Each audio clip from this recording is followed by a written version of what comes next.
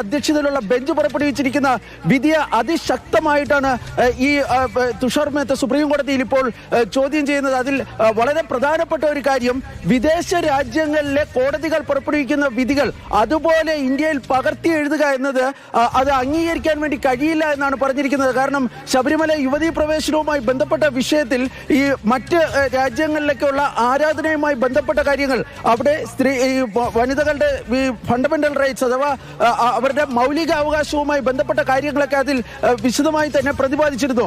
അങ്ങനെ വിദേശ രാജ്യങ്ങളിലെ കോടതികൾ പുറപ്പെടുവിക്കുന്ന ഉത്തരവുകൾ അതുപോലെ പകർത്തി എഴുതുന്നത് ആശാസ്യകരമായ ഒരു കാര്യമല്ല എന്നാണ് ഇപ്പോൾ കേന്ദ്രം സുപ്രീം കോടതിയിൽ ചൂണ്ടിക്കാണിച്ചിരിക്കുന്നത്.